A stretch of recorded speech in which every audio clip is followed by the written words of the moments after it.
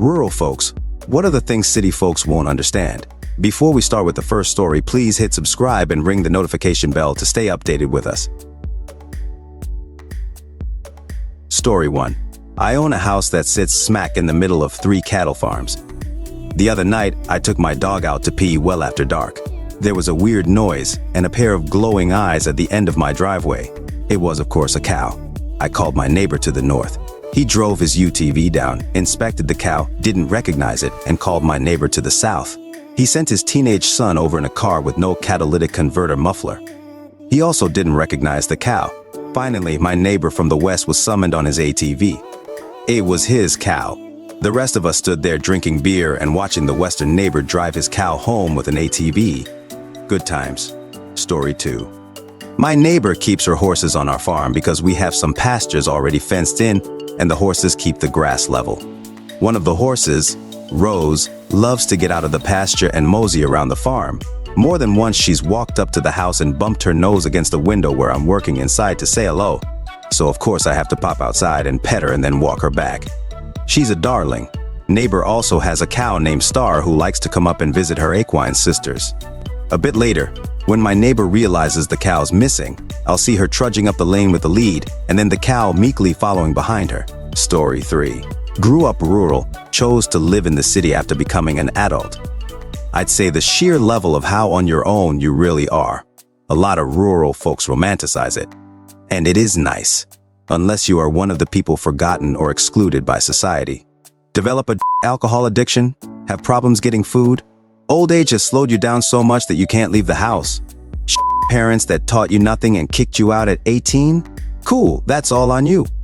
There's basically no help around, and everyone is so obsessed with this pull yourself up by your bootstraps mentality that unless you find the right group, you're just going to be shamed if you try and get help. Rural cruelty has a whole different depth to it in my experience. Cities are more densely packed, and that means that charities and nonprofits tend to focus more there in order to reach more people. It's much easier to get help and find people who know someone who can help. Story 4. I'm not that rural, but I once posted something about being frustrated that I drove an hour round trip for takeout when my power was out only to realize that my order was wrong. A surprising number of people somehow couldn't wrap their minds around living half an hour away from restaurants. Not all of us live in city suburbs with endless options in a mile radius. I'm a 20-minute drive from the nearest gas station. Story 5. I'm reminded of my time at the University of Iowa. A fellow I knew grad student age, but he wasn't actively attending, walked with a cane because of a gimpy leg. He'd broken it when he was a child, but he'd tell anyone who asked that he was mauled by a sow. He said the city people would just laugh it off as a joke. The country people would look at him in horror and say, "And you're still alive?" Having to explain to my kid why everyone was so scared when Dorothy fell into the pig pen in Wizard of Oz was surreal. I can't even remember when a healthy fear of swine was instilled into me. Story 6. Having lived in both urban and rural areas, this is something that most city folk don't understand. One area I lived in didn't have local police. We had a state police barracks nearby-ish, but they also had purview over a stretch of highway. So if there was an accident on the interstate, the nearest help would be the county sheriff's office, 45 minutes away. In a situation where seconds count and help is a long way off, I'm a proponent of the stay strapped or get clapped philosophy. Story 7. Dogs. People just drive out and drop off unwanted dogs. Once some coward dumped their mother dog and her 6 puppies near my front lawn. I hope there is a special place in for those people. I caught people trying to drop off 2 large white rabbits on the roadside next to where I live. I gave him the "I'm watching you" hand sign. I followed him the half-hour drive to town. As he turned, I noticed his daughter giving me a thumbs up from the passenger side window. In the county where I live, it's semi-common to get a new crop of abandoned pit bulls every holiday. One year, someone down the street asked me to repair their rifle. I just cleaned the ounce of lead residue out of it because the dogs have tried to get into someone's house. The danger they inflict onto the animal and others is just sociopathic. Story 8. Nature is brutal and so are animals. That eagle is so majestic in the city, but out here I am cursing its existence for my chickens. Bears are so cute, but they are annoying as trying to get into the shed where we have to lock up our garbage cans. Deer are so beautiful, but those eat every leaf off of a fruit tree sapling, and not to mention all the destruction they will do if your veggie garden fence isn't high enough. Edit. All that being said, still a huge advocate of wildlife and their protection. I'm just saying that out here we integrate back into the food chain, so to speak, whereas in the city you are removed from the inconveniences of being in it. Story 9. Stores are not being convenient. The importance of keeping a good amount of gas in your vehicles. Lack of street lights. Waiting 45+ minutes for an ambulance.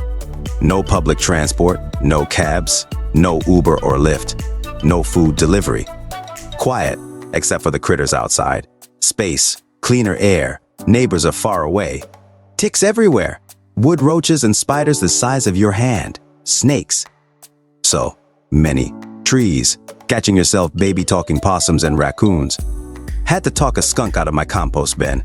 Just standing there with my bucket going, "Hey look, I appreciate you taking care of the yellow jacket nests, and you're welcome to this. But could you maybe just f*** off for long enough for me to dump this? You can come right back afterward. Please don't spray me, I'm on your side." After a minute of us staring at each other. Story 10. See that driveway, someone has to plow it. You manage your own water, sewage, and waste? No, that doesn't go down the drain. Yes, the water is treated and drinkable. You have a generator because when power goes down, it stays down for days at a time. You have a pantry because running out of rice or salt is an hour or more drive. You fix your own because getting an electrician, plumber, or carpenter is hard as hell. You drive a vehicle with enough clearance because you need it. That guy cutting hay on the vast majority of the land has been cutting it since before you were born.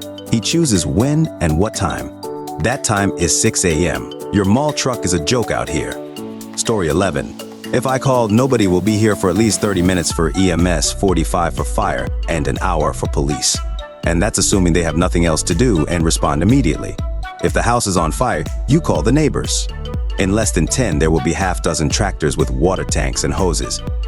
Lop your foot off? Call the neighbors. They'll drive you to the ER.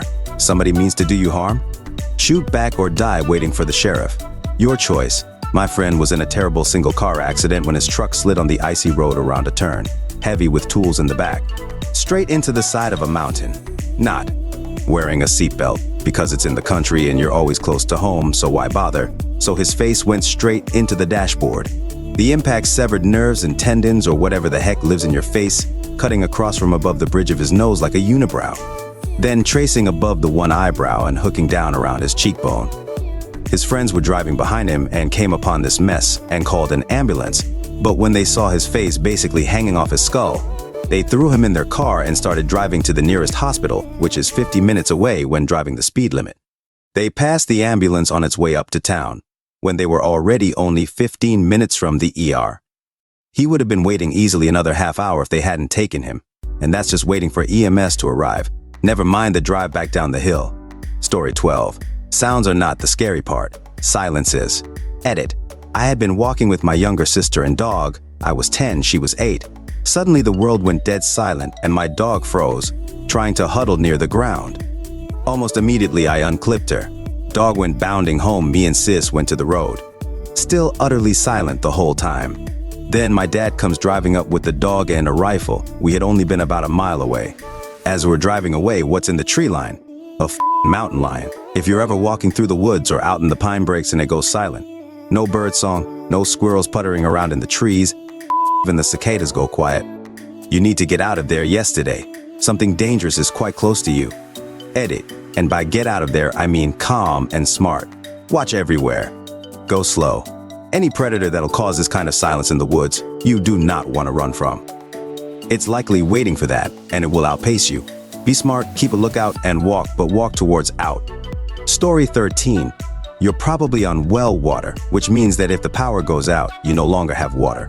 That also means that you get 1, maybe 2 flushes of the toilet, and I bet you're not top priority for the electric company. Choose wisely. Or get a generator. Funny story about the water. My husband and I live in town now, but we both grew up rural. In town, we had a couple power outages in the past, but never long enough to need to flush before it came back on. Then we had a giant storm that took out the power for 3 days. We had to use our pump that we use for sap to pump out the sump water, and we saved the water for flushing. We asked our neighbor if she needed a couple buckets for her toilet. We were so confused why she declined. For 2 days, we were flushing using that water from a bucket. Having no running water was no big deal. We're a little bit prepper-ish, and we do a lot of remote camping. So we had jugged water on hand for cooking and washing up.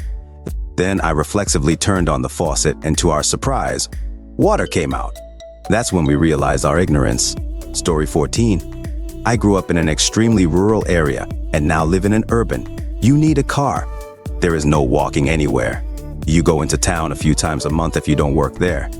When I was growing up, my dad worked in a small town next door, and my mom worked in the village next to that. We didn't go to town, the city, but once a month to get groceries when dad got paid. If it isn't gotten then, you either get it at the gas station if you can afford the high price, or it isn't happening unless you drive the 30 miles to the city. We lived so rural there wasn't cable.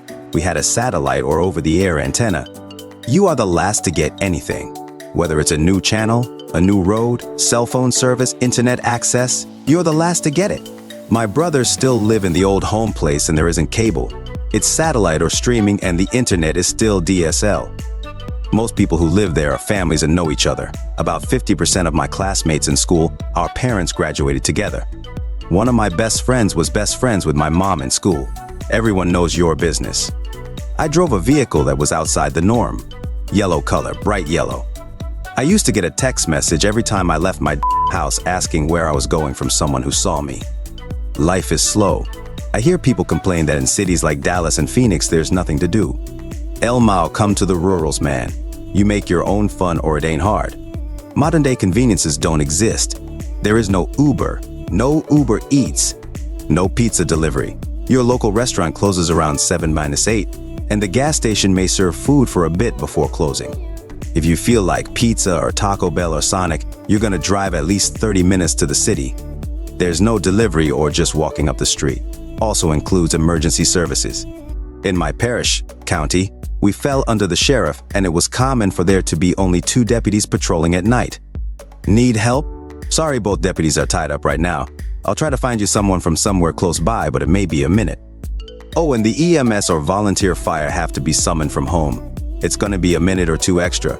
Story 15. If you don't make dinner, you don't eat. No Uber Eats or Grubhub, no delivery pizza or takeout, unless you want gas station food. Most places nearby close by 5:00 p.m. on weekdays and have extremely limited hours or are closed entirely on weekends. It can be pretty peaceful. I hosted a friend's bachelor party at a family cabin in a rural town last year where all the attendees were born and raised in urban communities. During the planning, they mentioned splitting the Uber costs up at the end of the weekend. I had to explain that ride-sharing wasn't a thing there, and we would have to just establish a D&D for getting to and from the bar in town. Coincidentally, as we were about to head out, one of the guys checked Uber and there did happen to be a driver nearby. Turns out he was the only person that drives for ride shares in the town. He told us to just tell him what our schedule was, and he would take us each time for $30 a ride, which was cheaper for us, but he got more in his pocket in the end, doing it under the table. All right, folks, that's a wrap. If you like more of this, please hit the thumbs up and subscribe to the channel. You can also share your thoughts in the comment below. I'll see you in the next video.